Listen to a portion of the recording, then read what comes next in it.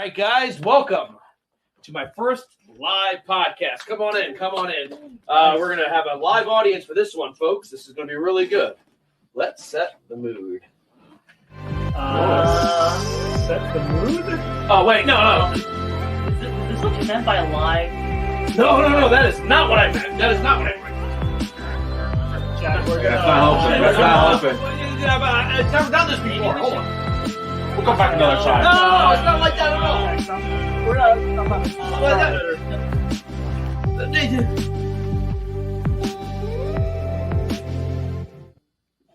Now it works.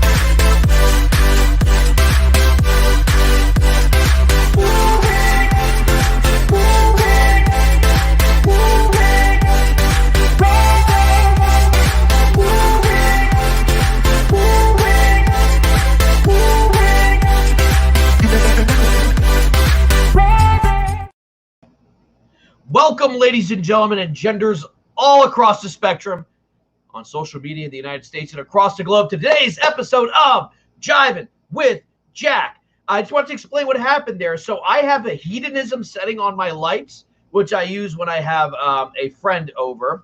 And unfortunately, the music started playing and my friends got the wrong idea and they realized they were being recorded and they left and they are no longer my friends. But that's fine. I have other friends. I got my mom, although I don't think she likes me that much. But anyway, we have updates. We're talking about Free Britney Spears. Hey, guys, you want to see my impersonation of Black Widow at the box office? Got beat by Space Jam Legacy. That's embarrassing. John Cena came back. We couldn't see him, but he was there. Plus, we've been talking about it all weekend on last night's show. Make sure to check it out. We have some images leaked by The Flash. Can't really talk about that. We can't really show you the images, so we're going to show you other images. Also, the Justice League motion comic was canceled. What's something going on there? Maybe, we were wrong. Me and Austin might have been wrong about that. Plus, Colin Farrell talks about the Batman. We talk about a director for Blade from Pakistan, from the motherland, or the fatherland. And Kevin Smith is working on Clerks. But at this moment, let me call in the man with the $1 million voice. My partner, not like that. Austin Lean 316. You're just scared to admit it, aren't you? I mean, look, I know. I mean, those red lights with the music. Oh God! Jesus! The red light with the music. That's what we call the Austin setting. Oh yeah. It's the red room setting. Yeah. The red room setting. There we go. There you go. Oh, there man. you go. So But, I lost. I know you're my... afraid to admit it, Jack, but I know you love me. I know you do. I love you. I also love the other guy too, but what happened to him? He's in China, so. Oh, I think gosh. you were in China recently, weren't you? Yeah. Thanks to somebody. Yeah, I don't know who that was. That. I don't know who that sweet. was. So, how'd your weekend go? How did my weekend go? Oh man, let me try to remember. I slept. I tried to catch up on sleep a lot of this weekend. I'm still not caught up, but it was good. It was good. I played some games. Yeah. It was about 1,000 degrees and raining here, so wow. I did not go outside. But yeah, it was good, man. How about you? Pretty good, actually. For the first time in almost 2 years, I actually finished a video game. I finished Ghost of Tsushima. Ghost of Tsushima, okay. It is the best Assassin's Creed game in 10 years, although it's not Assassin's Creed. It was really good. I loved it. Right. Yeah, no, I had a good voice. I did bingo last night, so we just started doing. I hosted bingo, and I've lost my voice. Like my voice right now kind of sounds like I'm struggling, or I sound like Peter Quill trying to sound like Thor. Like, no, you will not. Like, because I'm using like the bottom point of my vocal cords because I lost my voice doing bingo last night. for 2 Right. hours just saying numbers in a crowded room, even with a microphone, it takes it out of you. Like, Go big have a four. four. Well, you know, part of the reason they hired me is I got to tell jokes and anecdotes and kind of, you know, mess around with the crowd a little bit, you know. But hey, yeah, maybe we'll get into Ghost of Tsushima a little bit later in the show. But Yeah, I speaking hear of, great things about it. I'm not a PlayStation guy, but yeah. Oh, Yeah. hey now. we Hey have now. new fans, or as I like to call them, Jackalites. Oh god. We have Eddie Evolution. God. Ooh, Eddie Evolution. Tiago P. Will P. I wonder if they're related. Rob Kelly. Lisa N. Bobby B. Jackie. Marlene D. Marco P. and Phil B. And then here are our members. We have Kinky Sphincter, Justin Hines, Ridley 1313 or 1313, Sean Adame, Adam Silvestri. Oh, my favorite member, JWJ. I love that man. Billy Robert, singular, not related to Tyler. Just wanted to let you know that. Prakash SWAIN, Caden Reed, Nick Carr, and Ty R. Wow. Thank you guys so much for your support. Listen, we're doing live in July this month. We've had, who did we have on? So we had Brandon Spink. We've had Gary Owen Gray. Gleiberman, Tucky Williams. Gary L. Gray. Dear Lord, I know I'm missing somebody at this point. We have so many more. Ah, Tucky,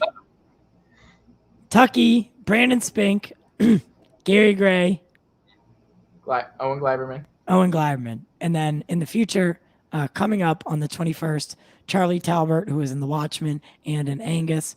On the 23rd, we have Richard Citroni. If you don't know who he is, you shouldn't be here. Just kidding. He's big in the Snyder stuff. And then to round the month out, Mark Pellegrino will be here on the 26th. Ooh, wow. Well, there you go. Speaking of this weekend, let's get to it.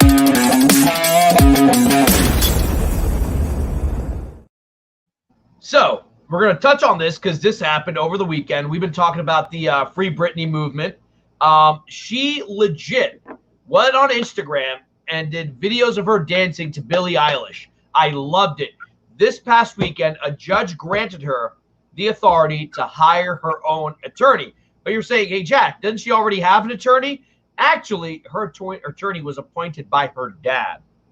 That's what happens in a conservatorship. So the conservatorship is not over, but she now has the right to her own attorney. This is a huge deal. Austin, she went after her sister. She came out with some public statements. Oh boy, it was great. Yeah. I was like, yeah, let her speak, man. She's been quiet a long time, and look, this weekend, like you said, she let it out. She went after the attorneys that were appointed to her, not her current one, but she went after her father, her sister. I think with her sister, she even said something like, how can you be posting videos of you singing my songs and then be doing this stuff? Yeah, she went after Jamie Lynn, because remember, Jamie Lynn Spears was originally a part of the conservatorship, and even though Jamie Lynn has left the conservatorship, I think there's some bad blood there still. Right. I'm with Ketsu. Britney about to snatch that wig. That's right. Yeah. Britney about to snap. I think she did say that as long as she is under this conservatorship, she will release no music. She will not perform. She will do nothing. She reiterated that again. Yeah. Good for her, man. Good for her. So yeah, I'm there we go. Yeah. Hey now, I love it. This is what Britney Spears posted. And you know what? Can I say something? I'd like to point something out real quick before we dive into this, because this is all big stuff. But the biggest, most painful thing on that is stepping on Legos. All right, moving on. Go ahead. But here you go. This is what she said. For those of you who choose to criticize my dancing videos, this is the one she released this weekend. Look, I'm not going to be performing on stages anytime soon with my dad handling what I wear, say, do, or think. Think about that, guys. This is America, 2021. I've done that for the past 13 years. I'd much rather share videos, yes, from my living room instead of on stage in Vegas where some people were so far gone they couldn't even shake my hand, and I ended up getting a contact high from weed all the time, which I didn't mind, but it would have been nice to be able to go to the mother effing spa. And no, I'm not going to put on heavy makeup and try on stage again and not be able to do the real deal with the remains. Anyway, remix. I mean, she is not holding back. She's been posting stuff like this. Never forget who ignored you when you needed them and who helped you before you even had to ask. I wonder if that's a veiled shot at her sister, maybe.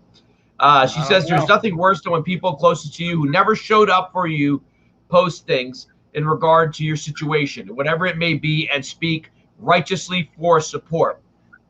So I think she's talking about the fact that I think a lot of people are jumping on the bandwagon, not necessarily fans, but people in her lives, because we've seen a lot of celebrities coming out like, oh, free Britney. We love Britney. Britney this, Britney that. And she's like, yeah, where were you guys for the past 13 years? And this is kind of a trend in Hollywood. Every time something horrible comes out, like Harvey Weinstein, Bill Cosby, Kevin Spacey, Hollywood is like, oh, we are just shocked and appalled. But they've been making jokes about it for years. So you know what? I would love for her to work with Megan Thee Stallion and Cardi B and some of the new up-and-coming hip-hop, R&B, and pop artists whenever she gets her life back. And I hope it's soon. I hope the pressure's building. And Jamie Lynn Spears, apparently, yeah, she did a live performance with other singers doing Britney's songs. It's like, damn. Jamie was like, if I can't make money off my sister, I have to sing her music. Yeah. Yeah, look, this is big stuff. I hope she continues to talk. Yeah. I hope she continues to say stuff. You know, we've heard some really crazy stuff, you know, in the past, like about her dad, you know, laughing at her while she's crying, and having like a stress, anxiety, you know, attack. I mean, just cruel stuff. And I hope she continues to say what, excuse me, what she's been through. You know, so that way people know and people understand just how serious this really is. I mean, again, I feel like me and you and Tyler and a few other people I see around are like the only people talking about it.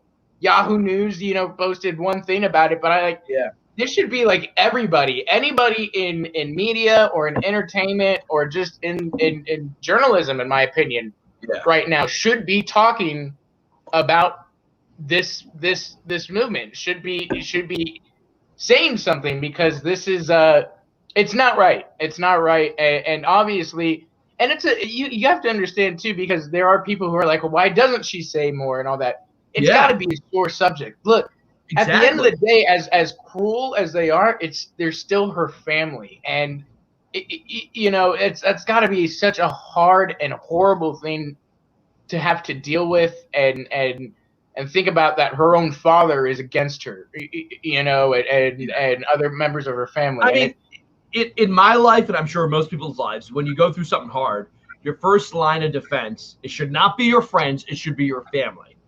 And this is what she said about her own sister. And I used to like Jamie Lynn Spears. Quote, I don't like that my sister showed up at an award show and performed my songs to remixes. My so-called support system hurt me deeply. This conservatorship killed my dreams. Pardon me. My people voice. I still got to do Quizzo. So all I have is hope. And hope is the only thing in this world that is very hard to kill. Yet people still try. I didn't like the way the documentaries bring up humiliating moments from the past. I'm way past all that, and I've been for a long time. Preach. I love it. I love it. I love her for doing this. I love that she's doing it. And look at her fan support, man. I mean, this is some look, even if you don't like her music, what's happening? Look how we reunited as a fan base around what happened to Zack Snyder. You know, and obviously, you know, we had a vested interest. We like Zack Snyder, we like his movies, but this is happening to a real human being. And she's a celebrity, because if we can expose it here, we can expose it when it happens to someone else. You know what I mean? Who isn't a celebrity? My boyfriend friend? My best friend forever. Oh, my BFF, my best friend forever. Sorry. And I formed a 16-year-long relationship over our mutual adoration of Britney. So this is all we've been talking about, dude. The whole world's talking about it, and we want to talk about it. But it doesn't feel like it. I feel like this should be I'm sorry, but like, you remember how the Snyder Cut was trending Yeah. every day? Yeah. This should be trending like every day, like big time. You know what I mean? Like, that's how I feel personally. Here's what I think, and this is part of the problem. I'm going to get a little bit not too political, but I think the problem is now the news media 24 hours a day, it's all politics. Like, it used to be that politics is a part of the news. That's all it is. Like, you know, it's either politics or movies about politics or music about politics. And so when an issue that's non-political comes up, I think people are trained to ignore it. They're only interested if they're like personal politics, whether it involves, you know, right-wing or left-wing stuff. And so I think they just don't care. And I also think there are people who get joy. And this happened 10 years ago out of seeing her suffer. There is kind of a sick joy in our culture when we see famous people, especially attractive people, kind of suffer. Like, yeah, I mean, the South Park did an episode about this 10 years ago where they were really going after her. And people, I mean, if they could masturbate in public, were enjoying her meltdown. They were loving it. They loved seeing her crash. They loved seeing her shave her head. They loved that time she didn't wear her underwear and they got a crotch shot. They loved, you know, her just going crazy. People got a kick out of this because people are sick. We love building people up, but we also love watching them crash. I'm talking about myself too. You know, we've done it too. I think there's some people who look at what's happening and they're like, haha, good. Yeah. No, I mean, I personally wasn't doing any of that, but I did. Yeah, I do understand it. Austin, you should have heard stuff Austin said before this happened. He's like, F Britney Spears. Or maybe he said, I want to F somebody. But Adam says, I was in love with Britney. Still am. Lots of people I know only pay attention to politics when it benefits them. Yeah. We're the only channel that for real. I feel like we're the only channel that keeps saying it. Yeah, I mean, that's part of the reason. Like, whoever Pop Culture Corner is, hi, shout out Pop Culture Corner. I don't know who you are, but thanks for stopping by. By the way, for those of you wondering, when you see Pop Culture Corner writing something, that's justice. Oh God! Oh my God! You thought he was wrong. That's what his new job is. Dear. I'm joking. He can't write. But anyway, I love you wherever you are. But sorry, I gotta take my jabs at him. He's like an ex-girlfriend. He won't return my calls. But anyway, but yeah, every day. Look, I watch all the news. I watch CNN. I even sometimes watch Fox News sometimes. I think even you have to look at the other side. I do too. No, I listen. I see it all, and I just find it all. I watch Bill Maher, and I also listen to Ben Shapiro sometimes because you have to hear. But here's the thing: it's all politics, and this has been happening for about 5 or 6 years, 24 hours a day, 7 days a week. Yeah. You're getting political news and opinion, and I think people are either just so even if like CNN or MSNBC or whatever were to talk about this conservatorship, people aren't watching the news anymore. Look at your sports. Even now, the sports issues is always about politics. Whether kneeling for the national anthem, they're gonna have a new national anthem. That's what it's about. In the news I was reading, the only time they're talking about baseball is that there are not enough African Americans in baseball. That's the news. They're not talking about the All-Star game or who won. They're talking about the politics of it all. So everything is political. So when something like this happens, I think people either just don't care or they're just like, you know what, this has nothing to do with politics. Right. Like that's what it is. Like they just, and it's not healthy for us as a society to like look at this and just like kind of just be quiet about it. All you have to do is just write Free Britney on social media. If you're on social media, just write hashtag Free Britney. Yeah. Get it trending. Because here's the thing. The news is not about informing you. It's about telling you what you want to hear. So if they see that Free Britney's trending, just like the Snyder Cut was trending for 2 or 3 years, and we got that, they'll start reporting on it. And this is where we as a pop culture community have a lot of power. We got $70 million to make a movie. When I say we, I mean Snyder. But that's how powerful this community is. Just the Snyder fan base. So you take the Snyder fans, the DCU fans, the Marvel fans, Star Wars fans, and they were to put some pressure on. And her lawyers did say they're pursuing aggressively and expediently. Yeah. Ending the conservatorship. That's how it's happening again. It happens. I don't know why. I'm like, conservatorship. Or they're waiting on this dude to resign, which he already said he ain't doing that. So that's we'll see. It's free money. Because here's the thing. Chances are Britney Spears took care of her parents when she was rich and famous, but now he knows that once this is over, he ain't getting one red cent, and I don't blame her. Yeah. He knows that once it's conservatorships, he's not going to be like, all right, Dad, I'm going to give you a stipend. Like, all right, I'll give you a couple $1,000 a week to make sure that you're taking care of. You're like, dude, you're out of the house. You're out of the ass is on the street, old man. You're going to have to live at a Motel 6. You're going to have to go live at the Bates Motel. Yeah. Or, you know, in Hollywood, they have a lot of, like, these homeless camps. Like, that's where you're moving out to, dude. And I don't blame her. Like, it might be kind of cruel to say that, but, like, you know, it's like he knows his money is disappearing, and I think that's what he's worried about. That's why he's like, oh no, I really care about her, and you don't know what it's really like. And look, I'm not saying she's not suffering issues, but this level of control over a human being, it'd be one thing if he did not allow her to perform, if he did not allow her to make music. Then you could say, okay, yeah, maybe he does care about her well-being. I'm not saying that's what I believe, but let's say he's like, I don't want her performing, I don't want her doing interviews because she's really sick. But for 13 years, she's been mentally sick, incapable of taking care of herself. This is a challenge, all of you. Try picking a song and dancing and singing to it at the same time for 10 minutes.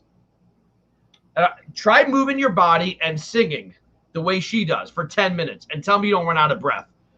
Like, it's not an easy job. She's been doing it, but like, oh no, she's not quite there. It's like, well then, how's she doing this? Try memorizing multiple albums. You know, and performing and singing and dancing. All right, my rant's over. I like it, man. I must confess that my loneliness is killing me now. Yeah. There you go. There you go. Any last thoughts about this issue? Because we're probably going to be talking about this on Thursday next week, too, because this stuff We're going to talk about it every single show, Jack. Ty's going to talk about it every show. Every show he does. We're all going to be talking about this. Pop Culture Corner, if we have to, will lead the movement of Free Britney. Free Britney. If the regular news will not, we will. Yes. So yeah. I mean, yeah. I've said it. I feel like I've news said is enough a on it. sleazy thing. We have to come up with a new word. I Right, don't know what it is. right.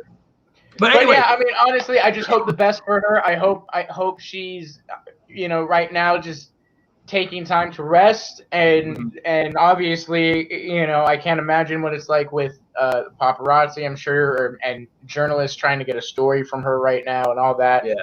I just hope she's got her phone off and away, and that she is away with her family. Did you see her lawyers, dancing? And that her lawyers are handling it. What? Did you see the video she posted on Instagram? She looked phenomenal. She's in great shape. She's dancing, doing cartwheels. Yeah. It's amazing. Like, and you forget, like, dude, she's like 438 now. You know, not that that's old or anything, but like she looked almost the way she did like 10 years ago, like just youthful and vibrant. Great. And you're like robbing the world of this personality, you know. So, yeah. Speaking of which, speaking of people that I didn't really like before, but I was so happy to see this weekend.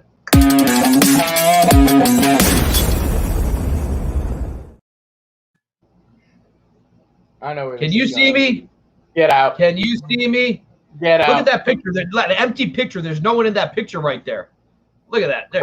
Listen. Okay, so listen. Check this out. I stopped watching wrestling during the Ruthless Aggression era. That's where Cena came up and all that stuff. Right. But I'm very well aware. I've been watching him. I've been watching WWE on and off recently in the last 10 years, occasionally. Right. So they just allowed live crowds back. And this past Sunday, they had their Money in the Bank pay-per-view. So I caught the tail end of it because they have a lot of ladders and a lot of, like, like, you know, big stuff like that, ladder matches and shit like that. They have a lot of ladders. Yeah, well, you know there's going to be violence. Dude, some of the stuff they did, one guy got power bound. Chairs and tables and ladders, and they bring the smackdown. All right, yeah. Redneck Austin came out. My bad. Go ahead. Stone Cold Steve Austin's Redneck Austin. Right. Oh, hell yeah. But anyway. So the final match is Edge versus Roman Reigns for the Universal Championship. I figured out Roman's is going to win, you know, the way these do these stories. It's a really good match. Me and my dad are watching it. We're having fun watching it. And all of a sudden, Roman Reigns won the match. He's about to speak, and all of a sudden, you hear that music. He turns around. Da, da, I saw the video, dude. I know. I was watching. I was like, I have never liked him, but when I heard that music, there's video. The group has it in the chat. I'll be like, just on my bed. I'm like, he's back, and I'm like, oh, happy. just because, like, you know, I figured he was done with wrestling because he's I doing thought, the I thought if anything, he'd come out as Peacemaker. Oh, He came out yeah. as Peacemaker. Because then they'd have to pay Warner Brothers for that. And Warner Brothers is like, yeah, we don't want anything to do with WWE. But he came out, and so this is a great moment. This is actually a great moment. He goes up to, like, shake his hand or whatever, and then he just does that and, like, steps off. And here's the thing. When Cena comes out in the last few years, they start chanting, John Cena sucks. John Cena sucks. You know, kind of like, you know, mess with him. No one did it. Everyone was cheering the F out of him because WWE has no superstars. So when this dude showed up, everyone knows he's going to be in Suicide Squad next month. Everyone knows he's going to be Peacemaker. Right. And there's genuine excitement to see him. So I'm interested. Like, here's the thing. He's what you call like a part-timer now. He doesn't necessarily wrestle all the time. Like, he'll do like a couple months, leave, and come back and stuff like that. But John Cena coming back now for SummerSlam. He's announced that he wants to fight Roman Reigns at SummerSlam. Austin, SummerSlam is in August. What else happens in August? In a couple of weeks related to John Cena. Suicide Squad. There you go. You kind of jumped ahead of me, but like, yeah, I think there's going to be some cross promotion between the WWE. See, this is the WWE, and this is also Warner Media. They're going to become WWME, World Wrestling Warner Media Entertainment, and they're going to plug the out of the Suicide Squad because it's good for WWE. Because it brings eyes to WWE because people who are fans of the DCEU who don't necessarily watch wrestling were like, oh, the guy from the Suicide Squad, the guy from Fast 9 is going to be in a wrestling match. SummerSlam is like your second or third biggest pay-per-view. That's one way. And then WWE fans who love John Cena are going to be like, you know what? I might go see this Suicide Squad movie. I don't like comic book movies, or maybe my kids don't like it, but I want to go see John Cena movie. This could be a very, very smart move by Warner Media or whoever the hell is controlling that company, AT&T, and WWE. Thoughts, Austin? 30 seconds.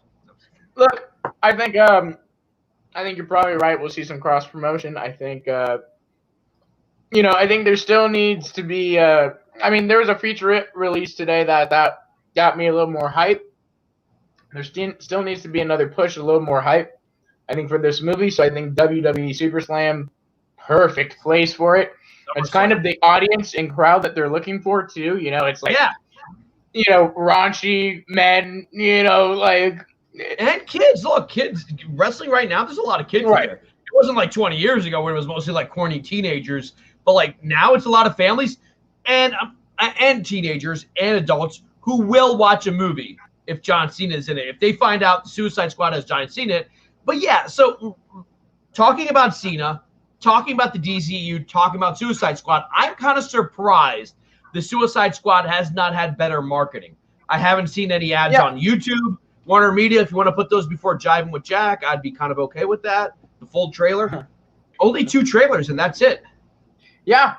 But at the same time, too, again, there was a featurette released today that had a little more, but it got me a little more excited for the story. It doesn't seem like it's just going to be because I'll be honest, the trailers kind of gave off that, like, it may be like, what is this, Seth Rogen's take on a superhero movie, like on an R-rated, like if he got to do whatever he wants.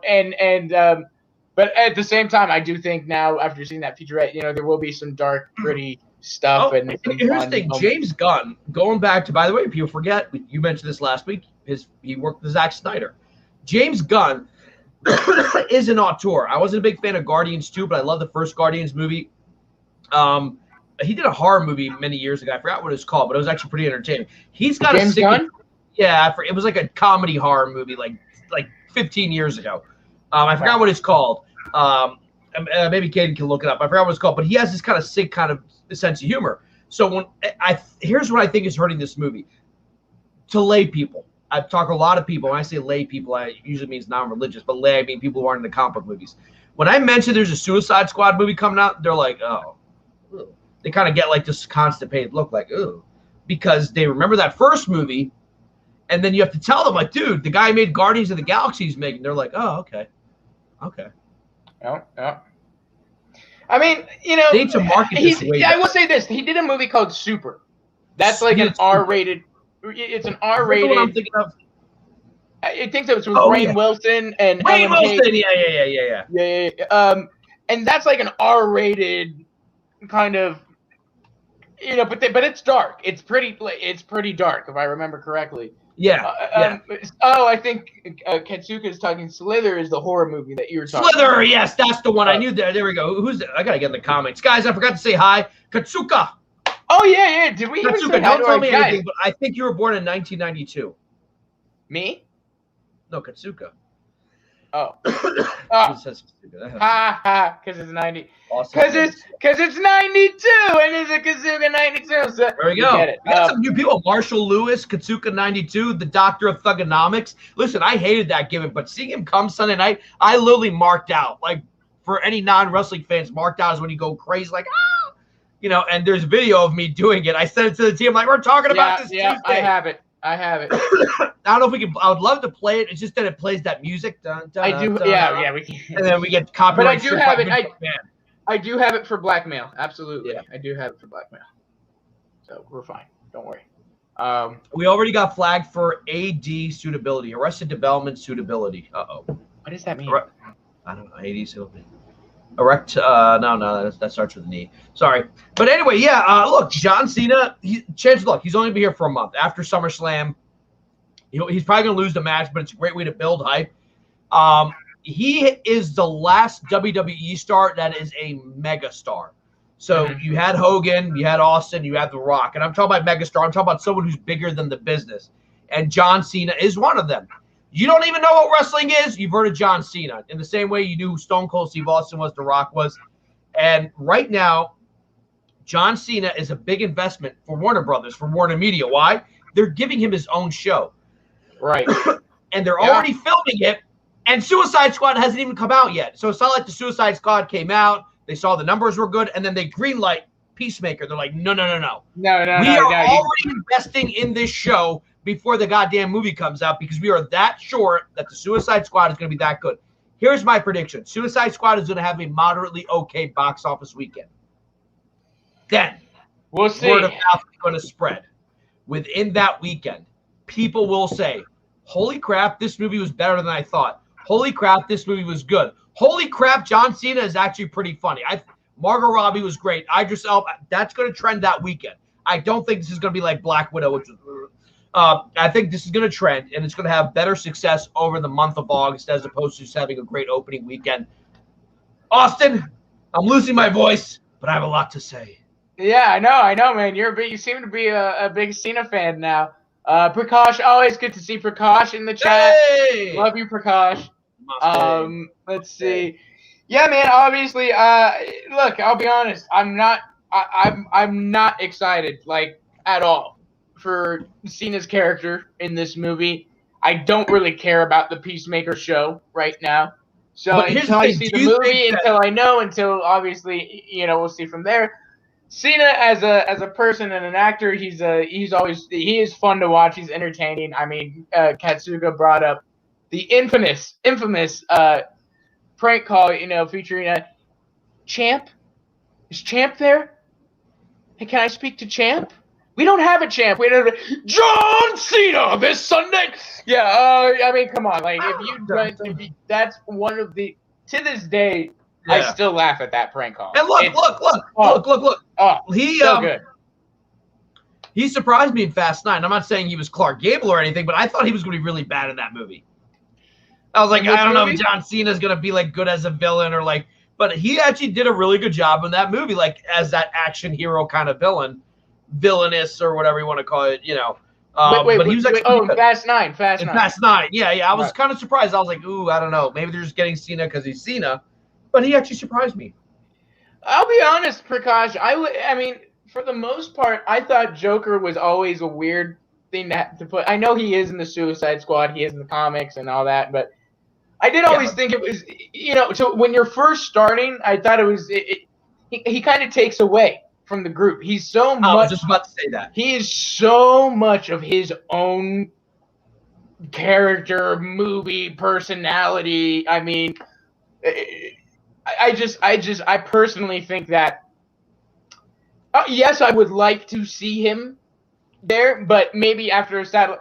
I will say, like, I did like how the animated movie Batman Assault on Arkham. I love how they use him in that movie, right? Yes. He's in it, but he's kind of like he's an antagonist. He's not the antagonist. He's basically in an extended cameo. Yeah.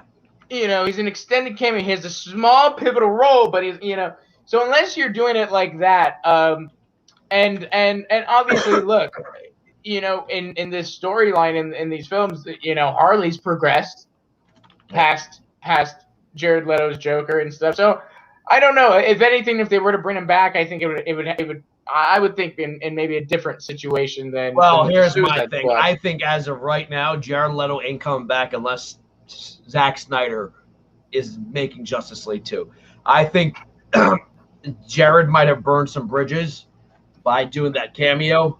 It was a great performance, but I think so? he might have burned. Oh yeah, I think so. Not that like he's done. No, because he just before that he had the little things out with Warner Brothers. I'm not saying Warner Brothers in whole. I'm talking about certain people who run the DC films are probably going to be like, we don't want him. Like, look, don't you think they would have told him like, hey James, we're going to want the Joker in this? But but they did. James said that he was good reception from it. So I would think that if they brought him back, they would say, well, play it closer to that. Yeah, but as of right now, are there any plans for him? He's not going to be in Aquaman. I don't think he's going to be in Shazam. He's not going to be in Black Adam, Wonder Woman 3. Nope. I think right now, unless they restore the Snyderverse, you have seen the last of in Jared Joker Leto's or in the Flash. Maybe they might show Jack Nicholson's Joker in the Flash. Where's Jack, man? He's been retired for like 10 years, man. I miss him. I miss watching him at Laker games, yelling at the referee. Yeah, he retired because he has he said he can't memorize his scripts anymore. Mm-hmm. Which is a shame, but I miss him. What a phenomenal actor Jack was. But speaking of that, but the Suicide Squad could be a turning point because you know what? Let's keep talking Suicide Squad, but also kind of transition to it into our next point. Next thing. What's the word I'm looking for? Next topic.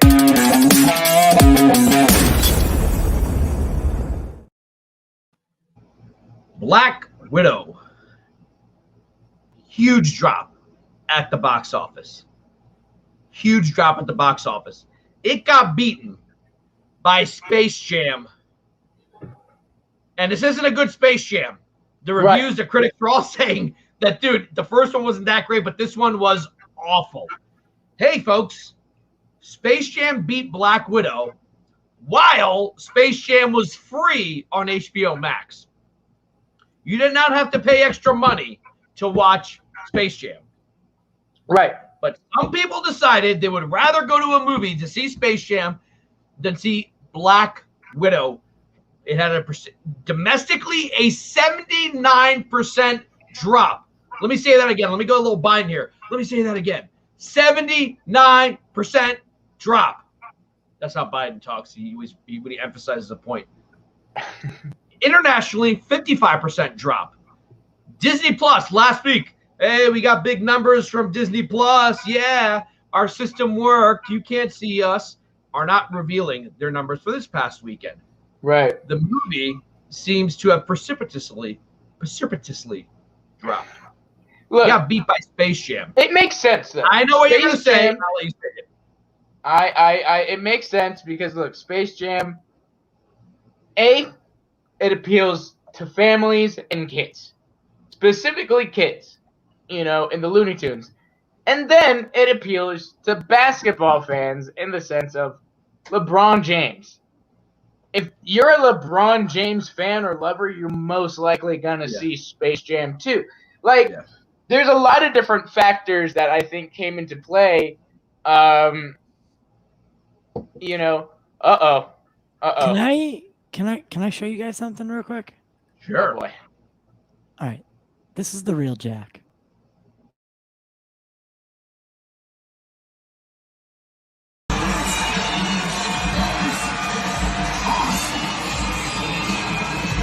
He's back! We're talking about this on Tuesday, baby. Yep. There it That is. was me. I sent that video in the group chat. I was so happy. I was like, yeah, There it is. like, yeah, man, I love that. Shit, what were we talking about? Here's my thing. I don't think this is my theory about Black Widow and Space Jam. I don't think Space Jam beat it as much as Black Widow lost it. Because I'll be honest with you, when we watch a movie, I thought it was entertaining, blah, blah. As time has passed, I have come to the conclusion that it was not a good movie. Like last week I was saying, okay, maybe it was a decent movie. I think word of mouth spread. People are just like, okay, if it's not that great, why should I go out? You're saying it's not even a good movie. No. I let it absorb myself. I'm like, let me rethink it. Let me go over it again. And the more I think about it, I'm not saying it's a bad movie. I just thought it was not good. There's in between a bad movie and then a not good movie. You know, the more I thought about it, it's a decent movie. Like dude. it. Come on. How is it not a good movie? How is it a good movie? The CGI was awful. Scarlett Johansson was the least interesting part of the movie. And they talked to the director, the first director, I forgot what her name is, who was going to direct this movie, right? Black Widow. And they said to her, like, just write the dialogue. We already are going to pre-visualize the action scenes. And she said, yeah, no, I'm not going to do that. Marvel has this habit where they've already pre-visualized the action scenes and then they write the movie around it. Now, when you got the Russo brothers or Marcus and McFeely doing it, it works in Infinity War, it works in Endgame. But this movie, you know what it was? It was popcorn without salt and butter. Like, yeah, it's still popcorn, but like, I can do it. I can do it. Well, without butter, I can do it. But look. First, I think the word of mouth is spreading that it's not good. I'm looking at, I'm going on Twitter. I'm like, why did it drop so? I think people just heard that it wasn't, not that it was bad, but it was just like, it was whatever. And right now, I don't think that's good for Marvel because, first of all, I think the consensus is, as far as I'm concerned, so far this year, they're 1 for 4. WandaVision didn't stick. Falcon didn't stick. Only Loki stuck. You're in the minority. You're in the minority because most everyone I've talked to, the one thing that they liked was the action and the CGI. And I do. The CGI is awful. It was great. Oh my God! Here's what I don't get: when the CGI the stuff. One thing that was good about the scene movie, where the Taskmaster blows up Natasha's Jeep. It looks so bad. Like, I'm so aware of the green screen when she's running. I thought the action was awful. I thought like, there are moments, but dude, like, all right, look, this is like stuff blowing up is not good action. Look at this. 92% audience. I'm going to tell you right now, they're wrong. They are dead wrong. This is a bad movie. There, I said it. Fine. You got me to say it. Bad movie. You got me to say it. It's not a good movie. Hold up. You know what? Wait, hold on. Stop. Let me pull up a list of bad movies. Let's talk about bad movies. Let's see where this holds up. No. I'm not saying this is the worst movies ever done. Tetsuga Low, round 1 fight. Yeah, let's get into it. I'm sorry. I tried to like it. I watched it. I thought the first quarter of the movie was interesting, and then after that it was blah. And I will say, I'm finding myself defending Black Widow right now. But yeah, you go ahead and defend it. Defending Black Widow. Go ahead and defend it. Go ahead. All right, look. Okay, so you're saying it's a bad movie because the CGI is bad. No, I thought the story was lackluster. I thought the third act was crappy. I thought the villain was stupid. The villain was interesting. You got a sex trafficker. You could have done something interesting. The dialogue is bad. You're mad at the villain because it's not the comic adaptation, but it does work. No. I have nothing. I don't know what the comic adaptation is supposed to be. I'm not talking about Taskmaster. I'm talking about the Ray Winston guy. Yeah, I don't even know if he's in the comics. He didn't have to be in the comics. I thought, this is someone who could have been a really good villain. She's the least interesting part, and I'll say again, those accents were over the top. Russians don't speak like that, and I guess part of the reason is I know that none of them are Russian, but they don't talk like this all the time. They're like, I thought the accents were terrible. I'm sorry. I know. We might lose viewers, so I'm sorry. I didn't like this movie. I don't get how this movie has an 81% and Snyder Cut has 71%. I'm not saying the Snyder Cut is perfect, but I thought the Snyder Cut was the Snyder Cut is. But the critics and the audiences were going to tell you that I'm watching the comments. People are saying dude, Snyder Cut sucked. They just changed a little bit of stuff. Dude, Black but, Widow like, is better. And I don't know what that says about us as a society, but when we say that Black Widow, according to the critics, was a better film. You talk about a bad movie, dude. You're going to tell me this is a bad movie, but you liked Fast 9? Because I know Fast 9's a bad movie. Get out! Get out! No. Shut up! No. Oh, my God. Fast 9 right, is. fine. I knew going into Fast 9 it was bad. Then also, the critics were pretty tough on Fast 9. Fast 9 is not sitting at 81%. Critics are saying it's a dumb action movie. You're getting what you wanted. You already know what you're getting, all right? There's a difference. When I go to see a Marvel movie, in the post-Endgame world, in a post-Infinity War world, even a Far From Home world, which I thought was pretty good, in a Loki world, where Loki just ended, this was so mediocre. This was so mediocre, so bland, compared to a lot. Look, even Captain Marvel, which I didn't like, had some things about it that made me want to go back and watch it. I'm not going to watch Captain Marvel again. I thought but then again, Brie Larson was playing what she was supposed to play. There were aspects of Captain Marvel, like Nick Fury, that I could go back and watch. Ben Mendelsohn that I could go back and watch. There was nothing about this movie. Honestly, guys, in the comics, or in the comments, did you guys like this movie? Be honest with me. Be honest. If you guys liked it, Nick then says God you bless lost you. your marbles. Adam says, Jack, come on. I'm saying the same thing. Dude, you're telling me that you think this movie was worse. You're telling me that the movie that's set in a superhero universe, where you can actually get into the fantasy and the idea of people doing superhero things, because you're like, oh yeah, this happens all the time in these movies, in this universe. You thought that was worse than a universe that has gone from robbing banks to now driving off a cliff, getting mathematically correct every single factor of. Let me give you a better analogy. When I see Fast 9, no. Or driving off a cliff and a giant jet with a magnet just picking it up out of midair, or just drive down the street in about 25 cars, just magnets through buildings. Okay, here we go. Yeah, go ahead. Fast and Furious 9 is McDonald's. I'm going to McDonald's. I'm getting junk food. I know what I'm getting. The Marvel Universe is supposed to be a decent restaurant it's not McDonald's. Fast 9 is McDonald's. Marvel is a decent restaurant, not a 5-star restaurant. Fast 9 is McDonald's. I'll give you that. But Marvel's In-N-Out. I'll tell you that right now. But I'm saying I wouldn't best say burger that you can get. Infinity War is fast food. I wouldn't say Endgame is fast food. I would say those are movies that, or even let's say Justice League or even Batman vs Superman, movies that make you think at least about something, whether they're as well made or not. Black Widow felt like you went to a halfway decent restaurant. The food was awful. The service was awful, and they got your order wrong too. That's the difference. Fast 9 is not pretending to be anything more than it is. It's supposed to be a garbage action franchise. It's like Twilight. When I watch Twilight, I'm not comparing it to a good romantic movie like Titanic, even though both deal with guy-girl relationship. I'm saying I know what I'm expecting with Twilight, and I know what I'm expecting from James Cameron. I'm saying with an MCU movie, maybe I'll put it this way: it was a really bad Marvel movie. MCU movie. There's been bad Marvel movies. Captain Marvel was a bad Marvel movie. Agreed. I actually rewatched Lord of the Dark World, and it's not as bad as I thought as it was. It's not as good as Black Widow, in my opinion. Which one? So it's still a little worse than Black Widow. Which one? Thor the Dark World. Oh, Black Panther is a cinematic achievement. A cinematic achievement. And it holds. But I think, look, even Katsuga said gives it a 6 out of 10. Okay, even then, I think I gave it like a 6 something out of 10, right? You know what? I'll give it a 6 out of 10. That's a decent score for me. Like, that's why I say it's decent. It's not a bad movie. I would say you have said multiple times that it is a bad movie. Yeah.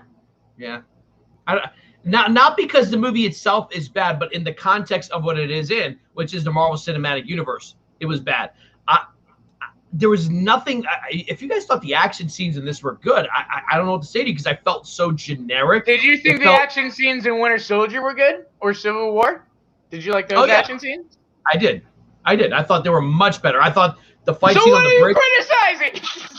They were Black pretty Widow. much the same. They were pretty much the same. Like, No. There was definitely better choreo. The fight between Cap and the Winter Soldier and Natasha on the bridge, way better shot. And yeah, they use shaky cam, but that was on purpose because they're super soldiers fighting. They can't be moving at normal speeds. There is a sense of direction. There's a sense of tension. Even though we as comic book fans knew that was Bucky, the fight scenes were better. The Winter Soldier was actually scary. Actually, the Taskmaster was kind of scary until they just kind of revealed who it was. They should never have revealed who the Taskmaster was. I think agree they with should that. have left I agree with that. But like, well, my point is that the third act, and this is the problem I'm having recently with Marvel, is the third act just turned to CGI. Black Panther is good up until that third act when the freaking rhinos come out and they're fighting. Everything else about it is good.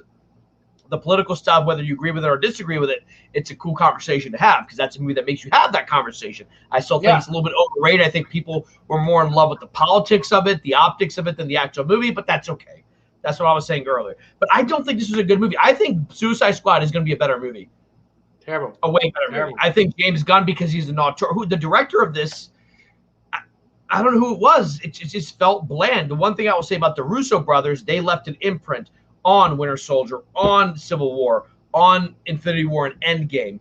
Taika Waititi, even though he has completely changed who Thor is supposed to be, leaves an imprint. He does things interestingly. If you had the same story for Thor Ragnarok and given it to a generic director, they would have made a generic movie. What he did was he took a character that was not really that popular of the MCU and made him into a mega blockbuster by injecting his own style into it. Black Widow, and it's not ScarJo's fault or the cast's fault. This could have been a really cool movie. I know I'm upsetting everyone, but that's jiving with Jag, man. I'll be honest with you. The more I thought it, there we go. So, okay, Katsuka, you said something interesting. It felt like a watered down Winter Soldier. You could tell there, and I had the same issue with Falcon and Winter Soldier because that was not made by the Russo brothers, but they kind of made it feel like it was a Russo brothers movie. It felt like someone was imitating the Russo brothers. Like if I was going to make a Chris Nolan movie or a Tarantino movie, I would try to make it seem like that. Yeah, Jody's Corner. Jody, you're welcome. We could use a new member if you want. If you're interested in joining Pop Culture Corner, Jody, we will take you. Oh, there he is. There he is. Look at that big, lovable face. So, no, Integrity 101. Make your own opinion. Don't take my word. If you look, most of the people in the comments are saying they liked it. If you liked it, then God bless you. But I thought it was a really weird movie. Look at Austin got so mad he left. Maybe I should pull Ty in while he's gone. But yeah, you guys tell me what you think. I thought Black Widow. I liked it the day I saw it. The first half I'm watching it at the movie theaters. I'm like, all right. I'm taking notes for the show later. I'm like, all right. This is kind of going interesting. And then it just became generic Marvel. Like all right. I'll say it. The third act of Daredevil was better than Black Widow, and Daredevil is a terrible movie. Yeah. The fight with Bullseye and the fight with Pink Ben Panther. Daredevil? Yeah. And that's it's a crap movie. But at least the third act, the fight between those two guys was more interesting, was better choreographed, was better shot than the third act of Black Widow, who just does not get hurt. She's like flying. What's the next topic? I can't agree no more. Jack is now fired. And I thought Daredevil was a shit crap movie, but I'm just saying. At least that final fight scene was a little more interesting. Colin Farrell was better. Speaking, hold on. This is a good segue. Colin Farrell played Bullseye, was actually more interesting as a villain than anyone in Black Widow. Speaking of Colin Farrell.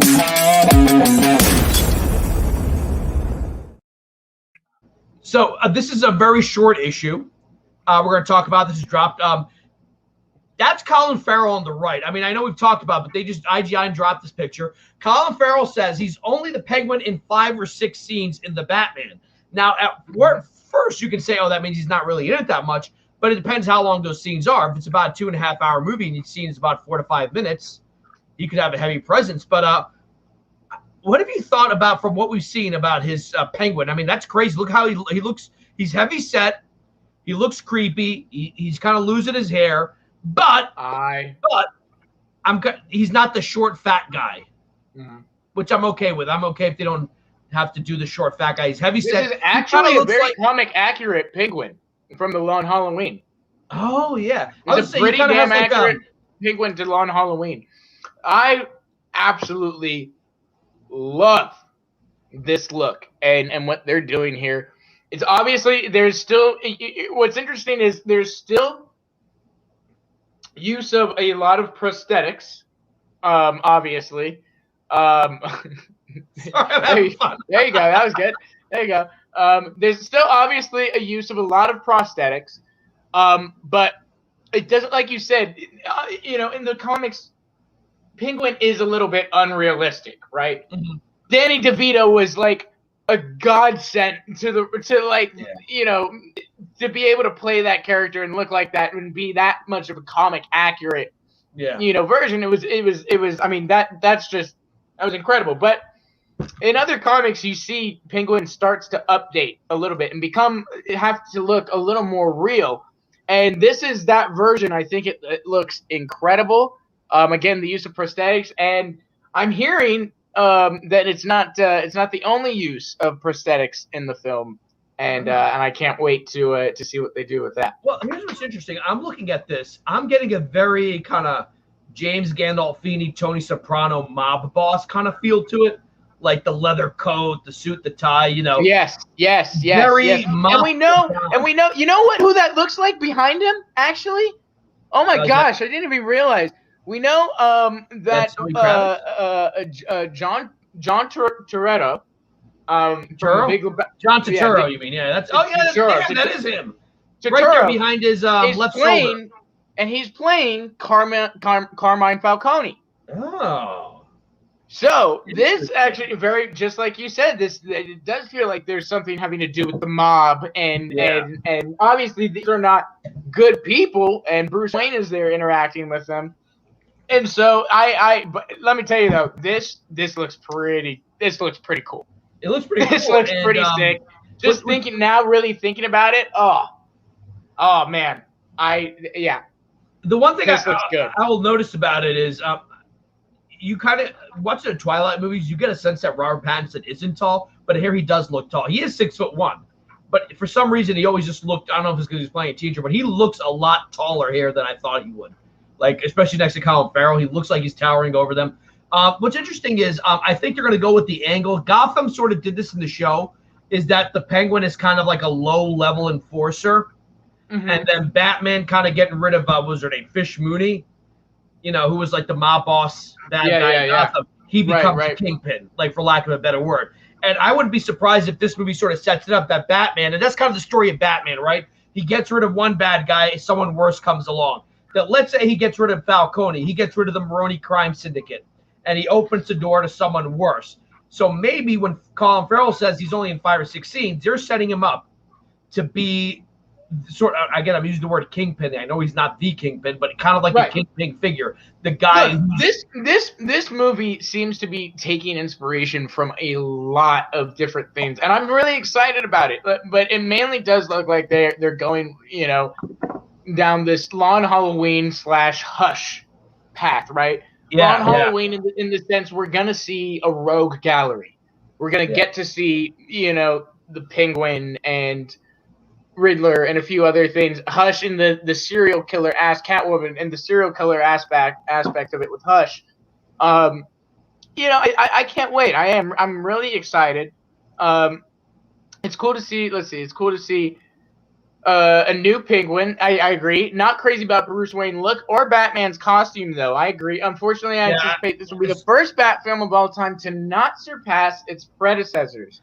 We'll see. I think I will say, integrity, do not underestimate Robert Pattinson. That guy, he does have a fan base, and I think a lot of people that may not have been Batman fans, but are Robert Pattinson fans, they'll go see this movie. Maybe people. Real quick. I think Daddy's not here, so I'm gonna open up the comments a little bit. Here we go.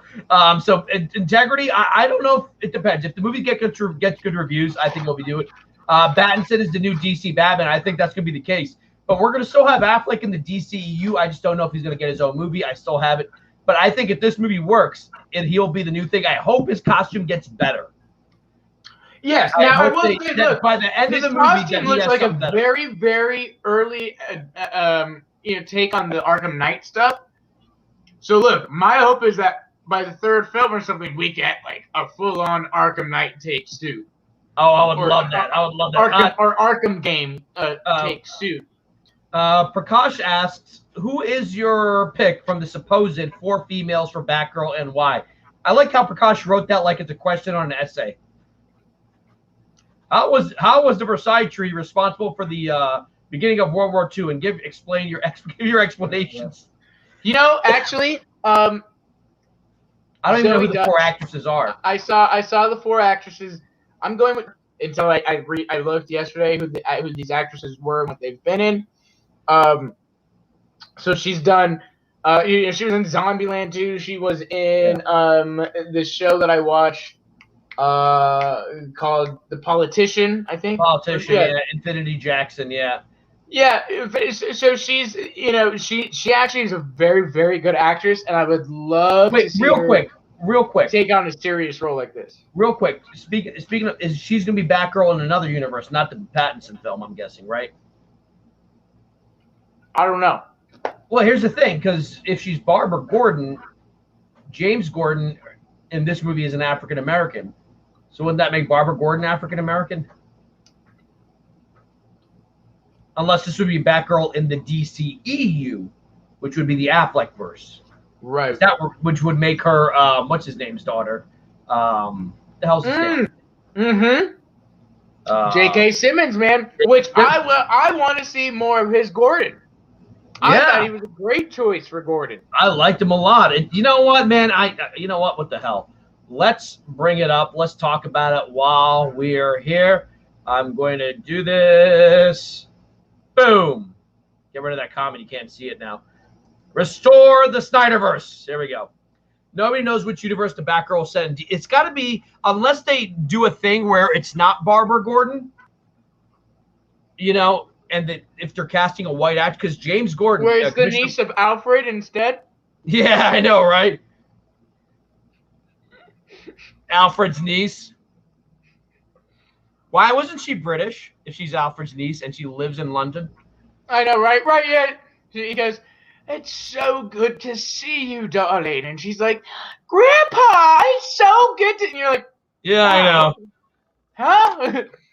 I don't know. But, like, okay, I'm assuming it's going to be DCEU, because if they bring Batgirl in, they want to interact with The Flash and they want to interact with Wonder Woman. I think that could be... So it'd probably be for the DCEU, J.K. Simmons' daughter, because I'm assuming if this is early if the Pattinson movie, the Robert Pattinson movie, is sort of like a year one-esque story, then Barbara Gordon is either not born or she's really small, like 5-6 years old. You know what I mean? Katsuka, are we saying your name correctly? I want to make sure. Here we go. Oh, Justin Hines is in the house. Yes. As long as they embrace the world's greatest detective, I'm in. Exactly. Yeah, I mean, well, Justin Hines said the way I felt. When we first watched the trailer, he said, everything about this movie looks interesting except Batman. I'm like, oh, that's a great way to put it. He just, you know what? I guess, you know what it is for me? It's because of Affleck. Because Affleck looked like the freaking Arkham Knight, like in real life. He's 6'4". He's jacked. He's got a suit that makes, he's ripped. He looks like he could beat the crap out of 50 people. And he's got like a grizzled, like he doesn't have a clean shave as Batman. He just looks so scary. And Robert Pattinson looks like Ty dressed up as Batman at Comic-Con. I mean, nothing wrong with that. I'm not saying Ty couldn't do a good job. Look, that's only our first look at it. It's only, we don't know. I know the suit's going to upgrade. I know. Look, it's year 2. And I think I think it's going to be some good stuff, some good surprises. CAIDEN, our producer, is saying they are recasting J.K. Simmons apparently. Which is a shame because they brought him back into the MCU, or they brought him into the MCU, back as J. Jonah Jameson. And you know what they did? They did what they did in the video game. What did we just found out? From kind of like a Tucker Carlson, kind of like a Rush Limbaugh type. He's on the radio, like, I just want to tell you this, kind of like that fear mongering thing. Let's get back to the comments. Thank you, CAIDEN. Here we have Sword. Captain Carter, Evil, Doctor Strange, or 2, Evil, Doctor Strange, Loki wins, T'Challa, Star-Lord, Zombies, Infinity War, Ultron, every multi-hero together, others, 3, what if I... You know what, Austin? I'm going to let you decide for that. I think that those are the episodes. Are you saying that's what you predict the episodes of What If are going to be? Oh, maybe that's I know what it Captain is, yeah. Carter's confirmed. I know Doctor Strange. I know the Loki one. I know T'Challa, Star-Lord. Yeah, that seems. I think those are the episodes of What If. Yeah. Okay. Sword. Has Sword been here before? Hi, Sword. Hi, Sword. Thank you so much for coming by. Nice to see you. Welcome back. In case you did, yeah, welcome back. Continue to engage. Yeah. There we go. Prakash is saying, I'm excited for Snake Eyes. So I've never watched the G.I. Joe movies, but that movie looks kind of interesting. I've never watched it. Stick around. I think we might do a little Snake Eyes reaction. And hold on. Top Gun 2. Oh, boy. Here we go. I feel the need for speed. Woohoo! Yeah, Katsuka, if they do Justice League 2, or even the Batfleck series, which, again, I'm praying for the Snyderverse to be restored, I am okay. And I've said this before.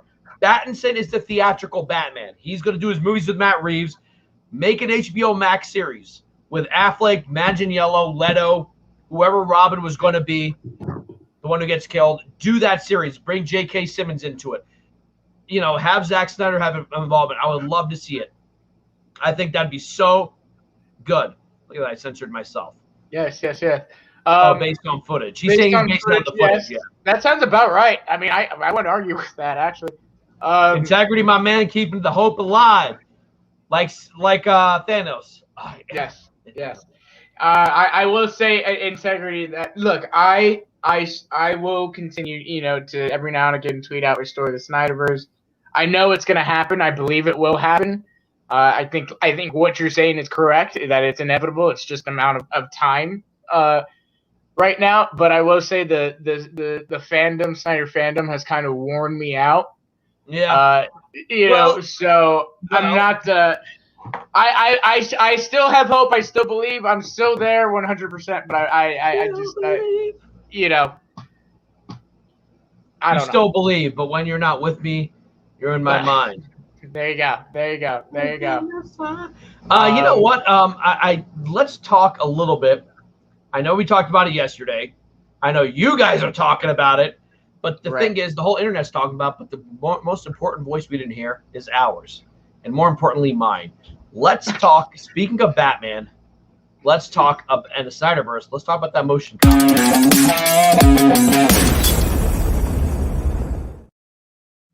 Real quick, just so you know, Prakash, I see your comments. Don't leave, we'll address that in just a second. But go ahead, Jack. Yeah. I think you'll have kind of like not to get Twilight on here, but you're gonna have a Team Jacob, Team Edward situation. I don't know. I think you can do it in a way because look, Prakash, Batman, as you know, has such a wide. Look, you have a Batfleck series, right? That's doing the kind of Deathstroke storyline. I personally would even maybe call in Will Smith's Deadshot in there too. Kind of work that storyline and do that. Whereas this, Pattinson's Batman can be, doing other things and dealing with that. I think it could work, Yeah. The younger Batman and the older Batman have great stories, and they're both, they're good for different reasons. And I think if they were to, capitalize on those stories, I think it could be. I think, I don't think it would be overshadowed. If Pattinson is good, I think we can all agree and both come out and say, yeah, they're both good Batman. We're going to have two Batmans guaranteed in the next Flash movie. You're going to have your Michael Keaton fans and you're going to have your Ben Affleck fans. And I love both. If Robert Pattinson is good, it's still going to be hard to compare him to Batfleck because, look, they're different age, different times in their career, different types of They're playing basically two different characters, almost incomparable. I mean, that's kind of how the comics are. Exactly. That's the beautiful They're thing. never the same. Every 6 issues, they change the writers and the artists. And they will do something completely different, and it's all canon. So, Katsak. You guys pulled into that whole kerfuffle. Yeah. Right. Yes. Well, I wasn't, but basically what happened was These guys, Lightcast, Nicotina, Wonder Meg, Liz Wonder, Ray Porter, the four nerds, are they involved? Nerdy in many ways, Austin, right? They're all involved. We, as Pop Culture Corner, have all worked with them and communicate with them and respect them. Tyler wasn't too crazy about this whole thing. Me and Austin were kind of the mind like, hey, if they want to do it, do it. You know, if they got Ray Porter involved, if they're getting, what do you call it? If they're raising money for, what do you call it? ASP awareness. God bless them. Because Warner Brothers that right now ain't doing it. So let them do it. You know, let them do the thing. But here's the thing. On Sunday, I think you texted the group chat, or CAIDEN texted, our producer CAIDEN texted. Let me see if I can find it. Here we go. It comes with a heavy heart that we have to announce the Dreamscapes of Justice League, a motion comic, has officially been canceled. As fans of the Snyderverse, we and a group of fellow fans took it upon ourselves to see a continuation of the canceled story of Justice League come to life. With the involvement of actors, artists, musicians, and many others, we all agreed to give our talents and time for free to achieve this goal and support the AFSP. For those of you who don't know, AFSP stands for the American Foundation of Suicide Prevention charity at the same time. What we did not foresee, and this is what we're going to kind of talk about, was the general uneasiness about the project from the general public. Some rare targeted harassment towards members of the team, the countless legalities we've dealt with. So look, Tyler was right. There's going to be legal issues. I think the argument being made was that, look, Well, as long as I think those legal issues come from more, not from them doing it. I think more from what was happening with the artwork. Okay, all right. Personally, that's right. Because look, I still don't think they would have had many legal issues if they would have. Not from Warner Media. You and I both agreed that if Warner Media's were to try to sue a bunch of fans for raising money, it wouldn't look good for them. Yeah, it would make them look awful, and AT&T and/or Discovery would be like, "Dude, shut the up! Like, stop! Yeah. You know, like, what are you guys doing? You're making us look bad." Countless legalities we dealt with, and ultimately our own mistakes on certain parts of the project. We sincerely apologize to those of you who support us along the way, and we acknowledge our shortcomings highlighted by others, et cetera, et cetera, et cetera. Immediately, people were like, "Oh, this is toxic fandom. Fans are being toxic." Other fans are like, "No. This is all because, you know, they maybe reached too high for the stars. They chewed more than they could, or they bit off more than they could chew." But damn, this is what happened either late yesterday or early this morning. Take a look. I think, again, one of you guys shared this, and if I didn't upload it, I'm going to shoot myself in the foot if I didn't upload this. But crap, no, I didn't upload it. Lightcast is gone. Yeah. Whoa. Yeah. Look, like you said, you and Tyler know a lot of these people. I've come to know a lot of people like the Four Nerds and Nicotina. I think those guys are great. I thoroughly enjoyed watching them and going on there sometimes. So look, I really, you know, and Nicotina explained it a little bit in that this all started out for them as for the Four Nerds, as they were just going to narrate the the outlines that had been released, right? For 2 and 3, and they decided to reach out to Lightcast to just better their resources, try and get a little, you know, just to help out with the audio, things like that. And it became this whole thing. And so I believe, look, Nicotina and all this started this with good intentions. And I think other people involved may have had other things, you know, in mind, you know, that I think a lot of people involved didn't know. And so when it came out that you know, stuff was being traced or whatever, do you think the panels were traced or not? I don't read much comics, so it was shocking to me. I don't know, and I'm not going to say. I am not going to say because I'm not an artist. I don't draw. I don't do any of that stuff. I'm not going to say if they were traced or not. Were they very similar? Yeah. That I can say. They were very similar. Here's the thing. there But was at a the lot same of like, time, aha. I just want to say something real quick. At the same time, look, the harassment and the attacks and all of this, let's just take 1 second Yeah.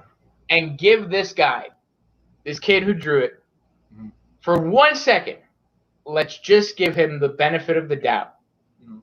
and say, what if he didn't trace? What if he's an actually really good artist? Yeah.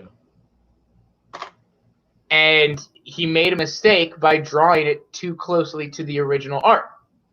Mhm. And in that case, if that's I the was gonna case, say, if that's the didn't case, they all then say this it was poor going to be kid Jim Lee inspired? is, huh? Didn't they say right off the bat we're going to be using Jim Lee as a source, or we're going to do it like Jim Lee was going to do it? Well, no, they said it would be 100% original, and they said they would have inspiration from other comic book artists, but they did say like there were some things that were really, really close. There was like a one of Superman that's really, really close. Yeah. I mean, like, so again, but all I'm saying is, you know, for a second you think you give this to the benefit of the doubt and say that he didn't trace, and he's getting all these accusations that he did. Dude, this poor guy's like life is like ruined right now. He's being accused. Like, imagine if he didn't do it. You know, like, Yeah. So I think it's a delicate situation. I think everybody's so quick to jump on everybody and attack and be like, oh, you're doing it for the wrong intentions. Guys, we don't know anybody's real intentions. We have our opinions and our guesses and all of that, but at the end of the day, we you know, it's between them and God, in my opinion. You know, those are the only two people that know. You know, Yeah. I think I just think that it was a good idea, and you know, it's sad. I was looking forward to it. I was looking forward to it. It's sad that it went the way that it did, and that, you know, things like that happen. Nick Tina said, look, that he truly was not aware of the similarities, and that when he found out, that they were making plans to replace the artist, to, you know, fix it, but the harassment just led to a place where let me address what Integrity is saying. He says no fandom was attacked like the Snyder fans. Agreed. You can't punch someone in the face every day for 3 years, they complain, with eventually punch back. My problem is they're punching each other. This is kind of like a civil war because it's Snyder fans attacking other Snyder fans. Yeah. And look, a lot of people are like, aha, with the tracing, right? I'm saying ray tracing, the tracing. People were already against it before the tracing happened, or was discovered, or that accusation. And it did feel like people were looking for a reason to make it not happen. So this is a tweet I found when I was looking into this. You know, I don't think people realize the Snyder Fast fan base lost today. Toxicity, jealousy, and hate won, which is everything we fought against for years. The tracing or not tracing issue is aside. This is from Bridging the Geekdoms. The way a big part of the fandom acted the past week was disgusting. Look, you and I posted on the comments. You know, I personally always joke that I would like some hate. I would like some trolls, and to some degree I would. You know, I'm a bit selfish like that, and I'm not gonna lie to you. Like the show's called Jive with Jack. I'm not gonna lie that there's a bit of self promotion in there. You know, we're promoting pop culture quarterback. No, I'm being honest with you. You know, I'm being honest with you. So when people say, "Oh, they're just doing this to," some people said they're doing this to promote themselves. I'm like, yeah, and like I don't get like, yeah, they're promoting themselves by doing this. What is wrong with that? You know, like they're doing something for AFSP, but they're saying, well, no, the AFSPC, the American Suicide stuff is secondary to them making a name for themselves. Okay, again, that's between them and God. But even if it was, that doesn't really bother me if they want to promote themselves as they're doing this. I don't get the accusation because I also said this as well throughout. I said, look, you know, I'm sure there are people with ill intentions involved. Or with intentions to promote more themselves than others. At the same time, that's the game. That's the business that we're in. That's the game. Thank you. As much as I personally wouldn't do it personally, right? I don't disrespect anybody that does, because that's just this business. And you know, look, it is hard because it's like, you know, I do think that certain people, not Nick Tina, not the Four Nerds, not any of those guys, not Wonder Meg, but But I do think that there probably was a couple people behind the scenes that were looking at this as more of an opportunity to promote themselves and help themselves and maybe start. I'm like, hey, something whatever. for themselves instead of really have the intention that Nicotina had, which Nicotina's intention was to truly just do it for ASP, very much like he did his event in December. Adam's making the point that I just don't think it was Lightcast's job to do. But you know what? Fans are constantly doing fan movies. Look, I get that argument, but it makes absolutely no sense to me. Because when somebody says, I don't think it was Lightcast's job to do, Snyder's not doing it right now, dude. Yeah, and Warner Brothers, it's their job. They don't want to do it. That's the other thing, though. And I'm not saying that. And I get. Look, a lot of people have issues with Lightcast, and I get a lot of, So, maybe Lightcast were the wrong people to get involved, right? Maybe, but that whole argument of it's not their job to do. It's not Snyder's character. He doesn't own it. And even though Warner Brothers owns it and DC owns it, it's still not their characters. Like these characters are truly the fans. If you're a fan, if you're a comic fan, that's who these characters are. If I wanted to go make if I thought of some sequel or some world where I could use Ben Affleck's Batman version or whatever and go make a fan film, I would go do it. And I'm sure people would come out and say it's not my place to do. But whoa, hold on. Ill Life. Hold on. I haven't seen him in forever, unless I've missed Ill Life, who was working on the project. Yeah, it was being worked on for 2 months before it was even announced with no funds. Right. And that's the other thing too. I think a lot of people are not taking into consideration is that for some reason there was a lot of accusation that people were making money. I don't know if anybody knows how a fan project or a fan film works.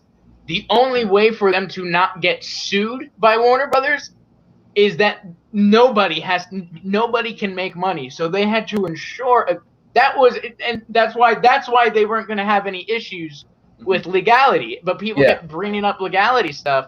Well, if nobody was paid, there weren't going to be any issues with legality. Go on YouTube after the show is done, of course, not right now, and look up DC fan films. There are hundreds, thousands. Star Wars fan films, Marvel fan film. I mean, look. Yeah. I mean, that's the other thing is a lot of good people, a lot of the people with good intentions put a lot of time and a lot of work. Ill Life, I know, was working on the score.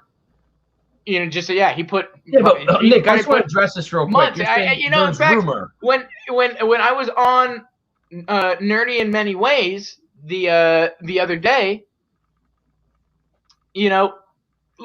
He was working on the score for like 12 hours, so there was a lot of work wasted as well. A lot of the voice work had been done. They literally said the many legalities we faced. We don't know the specifics of that. So who are we to assume that it was that exactly? Because they mentioned that, but they first mentioned it was those legalities. I'm not going to say it was that. I think it was more so the legalities of the first thing they mentioned in the statement, they mentioned legalities, but the first thing they mentioned, here we go. We did not foresee was the general uneasiness about the project from the general public, some rare targeted harassment towards members of the team. Yep. The countless legalities is the second thing. It seems like they're emphasizing sort of the harassment that they were facing. And again, that coming from other fans, if for some reason fans, I think, felt they went after Ray Porter and everything, that doing this somehow was going to affect the actual release of the Snyder Cut. And I'll say it now and I'll say it again. I want the Snyder Cut to come back, but at the moment, I don't think Warner Brothers has any plans, especially with this merger. I think the merger with Discovery has to happen, and then conversations will be had about restoring the Snyderverse, maybe on HBO Max, and that's what I'm hoping for. And on integrity, I think it'll happen. But as of right now, we say it's not Lightcast's job. It's actually Warner Brothers' job to make the movies. They don't want to make them. They were like, hey, you got this. You got the Justice League movie. Move on. Move on to Suicide Squad. Move on to Black Adam. Move on to Shazam! Fury of the Gods. That's where they're at. I want WB to do it also. Ooh, this is exploding. Here we go. With the way, this is Prakash saying, with the way Warner Brothers is reacting against Snyder and his fans, I don't expect any less from them. Look, he's doing Rebel Moon. Yeah. That I'm excited about that because I know, and you're gonna get mad when I say this, but he's a huge heavy metal fan. He's gonna do something like that. Samurais in space. That sounds badass, and he's gonna continue with what's it called, the Army of the Dead stuff. Whether it's a sequel, whether it's a prequel, whether it's the anime, he's building himself a brand right now. And I think we can't expect him to sit around and wait for Warner Brothers to eventually greenlight it, which I think they will, whether it's David Zaslav or new leadership at Warner. But anyway, but yeah, saying harassment should never happen. Agreed. And this is the problem I have with fans. Like, look, and when you harass people online, you're just showing your own weakness. If you want to win an argument, attack the facts. You did debate, right? You attack the facts, but when you start attacking the person, that means you don't have an argument to make. So you're like, yeah, well, you're stupid. Yeah, well, you're a C word, or you're a this, or anything like that. It's like you don't know how to do that. But anyway, yeah, there we go. Huge heavy metal guy, Integrity 101. Well, I'm talking about the heavy metal comic. But yeah, I like heavy metal too. I'm a Judas Priest fan. It's my favorite band. But listen, let's speaking of which, let's go back to the MCU because we actually have a little bit of an update.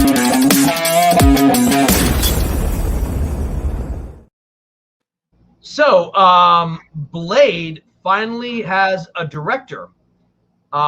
He's an indie film director. It's interesting. They picked an indie film director. And I'm going to put this photo up right here. And of course, his name is not on there. I had his name too. He's actually from Karachi, Pakistan.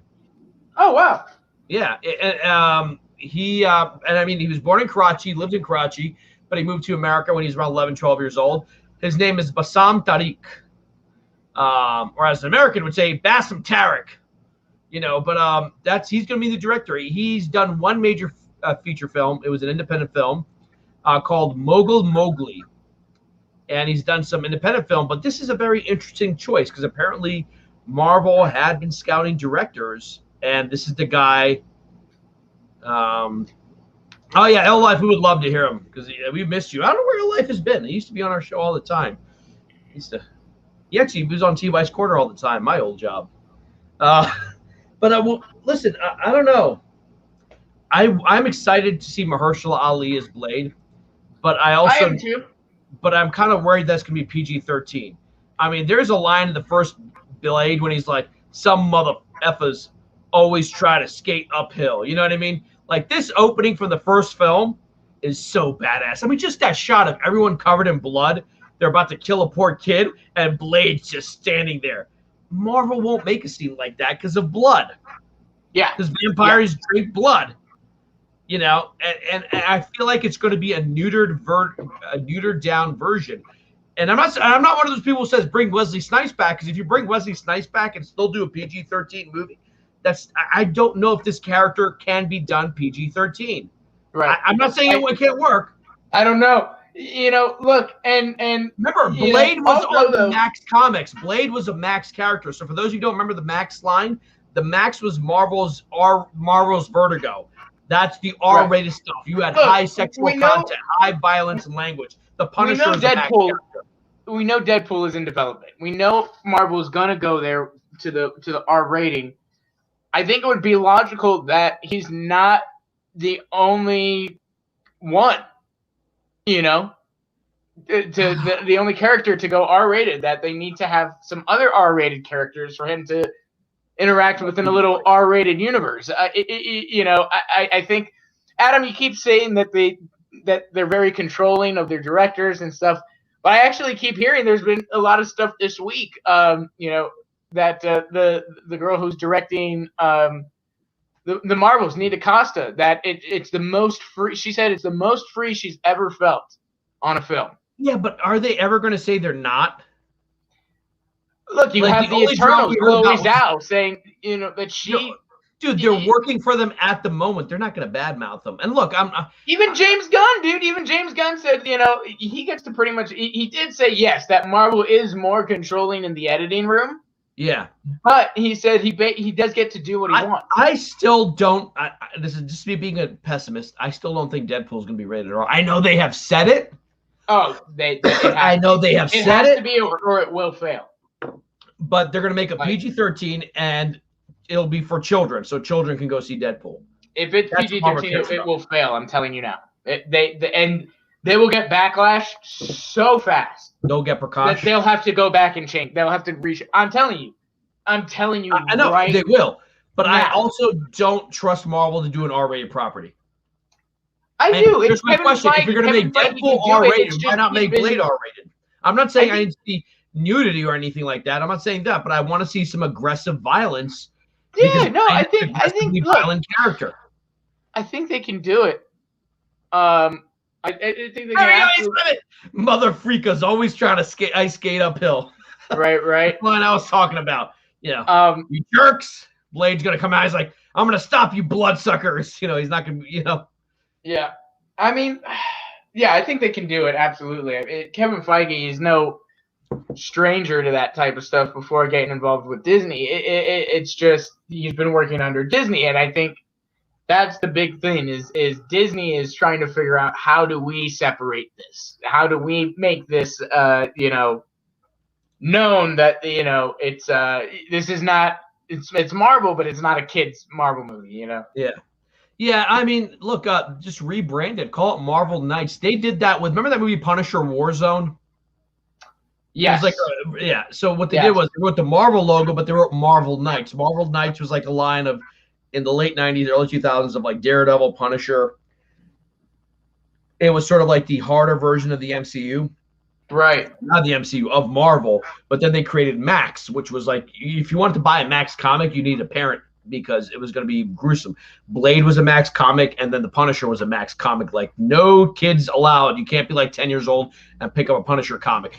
And I feel like they're going to neuter the character. I mean, it'll probably have really bad CGI fighting and all that stuff, but then some of these characters, it's not that it has to be aggressive and violent. It needs an edge. Edgy characters need to have an edge. I'm worried about I'm worried about a PG-13 Punisher. Daredevil, yeah, you can do Daredevil PG-13. You just need better writing. You can do Daredevil PG-13. Daredevil doesn't have to be R. But again, Daredevil deals with sex traffickers, drug abusers, and all this type of stuff. Is Marvel going to do a movie about that? Are they going to show, even like in Black Widow, they touched on the sex trafficking thing, but they were like, let's talk about it real quick and move on. Like, these are characters that deal with like the scum, like the worst villains that are in our real world. Daredevil, Punisher, Blade. Well, not vampires, but you know what I mean? Like the underworld type stuff that are in the Marvel comics, mind you.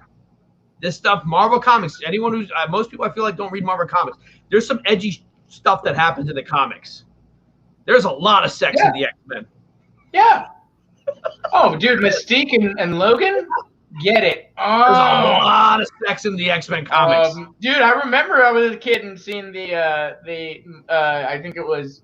What do you think Mystique. Mr. Fantastic does in the bedroom with that stretching ability? There's one comic where Mystique searches out Logan and like right in the middle of their fight, they start doing it and then go back to fighting. I'm like, yeah. Deadpool's gonna be rated R, but only like 2 cuss words. I like Prakash saying cuss words and some blood, like Snyder cut, like not like the 2 Fox movies. Yeah, there'll probably be like 1 F-bomb. There's no way, dude. If they did, I'm telling you, it would so tarnish the Marvel brand in a way. Excellent point, because I'm a huge RoboCop fan, and I didn't mention this. There's a RoboCop documentary coming out, and I'm trying to get the guys to come on our show, the guys who made the RoboCop documentary. They've been working on it for 4 years. They got every actor into it. Anyway, but yeah, so RoboCop 3, RoboCop 1 and 2, extremely violent gore movies, phenomenal movies. The first one's a masterpiece, in my opinion. One of the greatest movies of the 80s. One of the best sci-fi movies of all time. For the third one, they're like, we want to sell it to kids, so let's make it PG-13. RoboCop doesn't kill anyone. The villains are kind of hammy. Whereas, like, in the first one, they blow away innocent people. And this one, they're like, we're going to get you, suckers. I mean, like, they toned it down for kids, and it failed. Like, if anything, you think, like, okay, well, now RoboCop is for kids. It didn't work. Look, dude. I think Life makes a great point in that that's exactly what I was saying earlier, right? we know Deadpool is coming and he's going to be R-rated. If that's the case, if I were Marvel, like I said, it's going to be hard, but besides every now and again, to have him interact with the full Avengers because he's R-rated. So he's going to need other R-rated characters to interact with. Like makes a great point in that Punisher, Daredevil, Midnight Suns, Wolverine. These are great. Here's the thing. Oh man, to set up a little R-rated universe of characters that can all interact together, and then yes, I think the fans could all agree and all step back and go, yeah, when they're in ensemble stuff, we'll take the edgy PG-13 stuff that they'll throw at us. But on their solos. And in like a Wolverine Deadpool team up, it's R-rated, Blade putting up my RoboCop thing. Right. Integrity. Now Wolverine after Logan, I don't know if I can go back to a PG. Look, even in the PG-13 Bryan Singer movies, he was cutting people up, but they had to. They kind of had to do it, which I'm okay with. I mean, and I like that he dropped an F-bomb in First Class. I love that scene. Best team. Charles Xavier, Eric Lencha. Go yourselves, Oh, maybe that's why we're getting bleeped, because I'm not actually saying it, but I think I got a message from Ty that we're being reviewed. This episode of Jiving with Jack is being reviewed by YouTube for possibly like crossing some lines. And I'm like, what the hell did we say? It's the free Britney stuff. They want to shut us down, dude. Yeah, I mean, guys, I'm not joking. As of at this moment, I get a message from Ty. That's why Ty's not here anymore. YouTube is going to demonetize this video. I don't know what it is. Every other episode of Jiving with Jack, they got some issue. Dude, we should pull the race card. Well, yeah, exactly. Yeah. You want to play like that? YouTube brown people on the stream, and you don't want. I see what it is. Yeah, why don't we do that? Yeah, we'll pull the race card.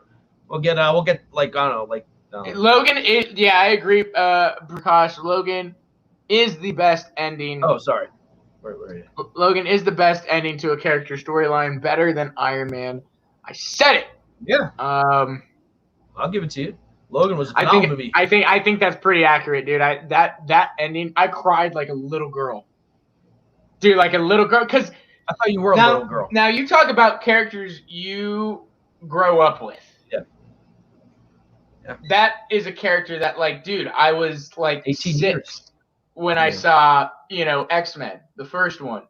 And then right after, like when I was 7 or 8, X2 came out. And then X3, The Last Stand. And it was just like, of all of the X-Men movies, the one character that I was just could not get. Can I say Wolverine thing? Huh?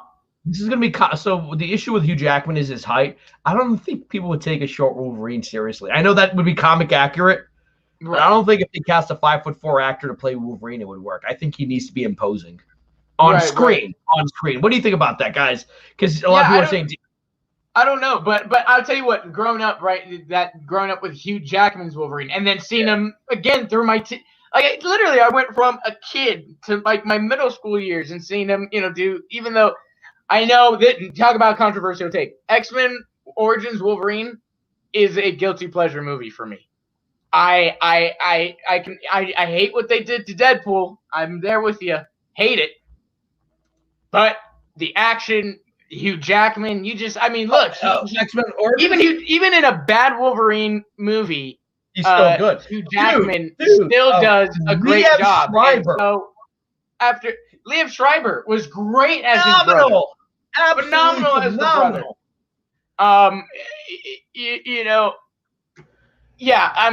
That movie, I again, guilty pleasure.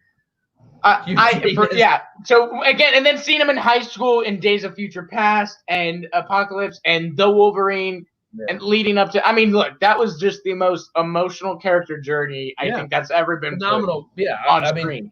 I wish. People crap on the Fox movies sometimes. Fox laid the table with that first X-Men movie, and X-Men 2, and First Class, and Logan. They took the risk that Marvel did, that the MCU did rather. By making an R-rated Logan movie, by giving us Deadpool. Yeah, we had to bitch, whine, and cry about it, but we got that Deadpool movie, and then greenlighting Deadpool 2. Fox was willing to take that risk, and I'm just saying I think Disney knows that it still has to be family-friendly, that its parents and their kids are going to go see it, that they might just pull the rug out from under us and give us a PG-13 Deadpool. I know, I hope I'm wrong, But if they're going to make a Deadpool that's PG-13 or R-rated, why not make a Blade that's R-rated? That's what I'm saying. Give Which him is why a I universe don't of believe R-rated characters. I don't believe MC is going to go R-rated. Like, yeah, maybe they might do the Hulu stuff. You know, we were talking about like they could bring back Jessica Jones on. You know Hulu what, and man? keep it They're separate. gonna have to at some point. They're gonna have to. That's the one place DC's ahead of the game in. They'll go R-rated.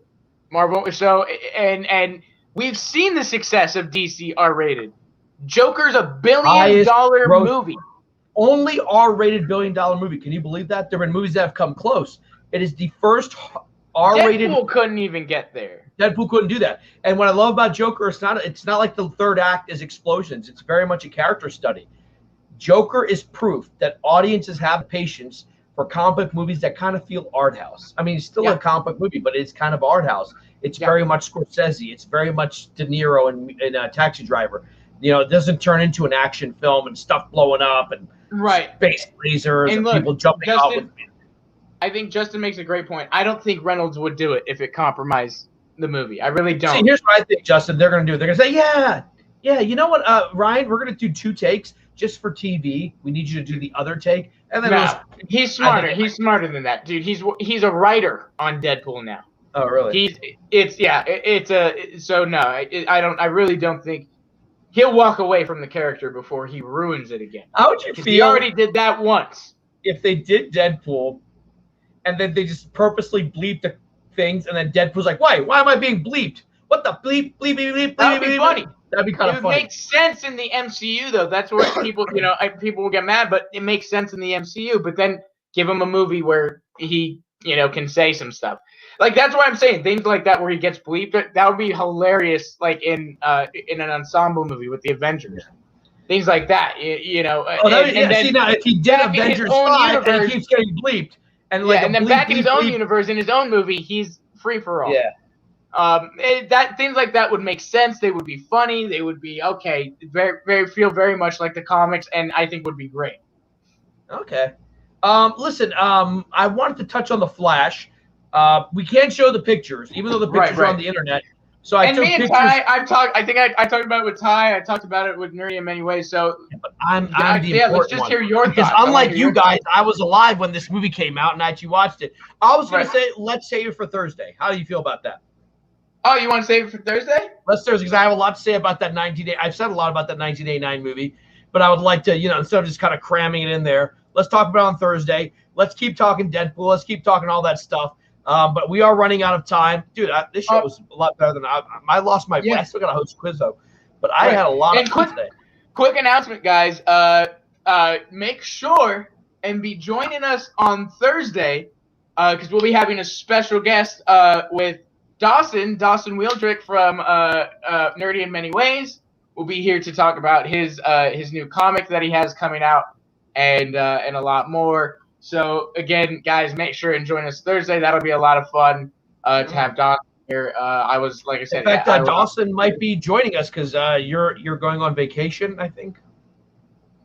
Oh yeah, next week. But yeah, that's the next one. But this week. Oh yeah, that's right. You will be with us. Yeah, I'll be with us this week. We'll do a little talk with Dawson, and then next week, we'll bring in some special guest hosts because I will be I'll be off. I will be off. You'll be off. But guys, remember we are raising money for breast cancer awareness. The link is in the description below. So do me a favor, give a little bit, give $1, give $10, give what your heart says. We're going to try to help women who have breast cancer who can't afford some of their medical bills. That's our goal. We're doing that all month. If you can't donate, ask your friends, relatives. Be like, hey, listen, you want to help a good cause, do it for us. Remember, guys, we do it for you, and we do it for our culture. Any last words before we say goodnight? I think that's it for me. As always, guys, don't forget to like, share, check us out on social media. Again, tell your friends about us, tell your family, tell your enemies. Let people know that you get your news, that you like to check out the Pop Culture Corner YouTube channel. Tell them to come check us out too. Tell them to get in the comments. We love to engage with you guys. We want to engage with you more, and we have so much coming up. Richard Citroni's this week. Mark Pellegrino, Charlie. So many people are coming. August is another big month with a lot of fun things and little events planned. So yeah, guys, make sure and stay tuned. Keep your notifications on, and yeah, we do it for you, and we do it for the culture. We love you guys, and we'll see you next time.